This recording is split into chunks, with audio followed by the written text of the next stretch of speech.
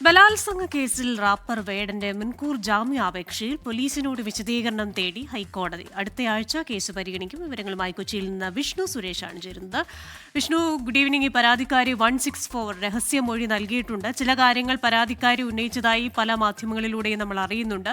ഇവിടെ പോലീസിന്റെ ഒരു നിലപാട് എന്താണ്? എന്തൊക്കെയാണ് പോലീസിന്റെ ഒരു പ്രാഥമിക നിഗമനം? ഹൈക്കോടതി അടുത്തയാഴ്ച കേസ് പരിഗണിക്കുന്നുണ്ടല്ലോ. ക്രിസ്റ്റീന, ഈ വേടന്റെ മുൻകൂർ ജാമ്യാപേക്ഷയുമായി ബന്ധപ്പെട്ട് പോലീസിന്റെ നിലപാട് തേടിയിരിക്കുകയാണ് ഹൈക്കോടതി. ഒരു സ്വാഭാവിക നടപടിയാണ്. പോലീസ് അടുത്ത ദിവസം തന്നെ ഇതുമായി ബന്ധപ്പെട്ടുള്ള പോലീസിന്റെ വിശദീകരണം നൽകും.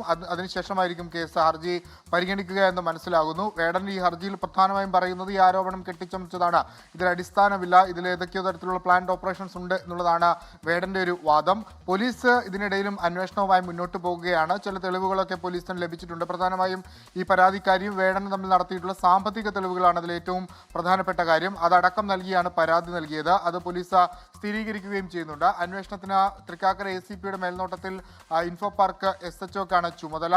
ഒപ്പം ഇതിൽ രണ്ടിടങ്ങളിലൊക്കെ പരിശോധന നടത്തേണ്ടതുണ്ട്. കൊച്ചിയിലും കോഴിക്കോടും എത്തിച്ച് പീഡിപ്പിച്ചു എന്നുള്ളതാണ് പരാതി. അതുകൊണ്ട് ഈ രണ്ടിടങ്ങളിലും പരിശോധന നടത്തുമെന്നാണ് നമുക്ക് ലഭ്യമാകുന്ന വിവരം.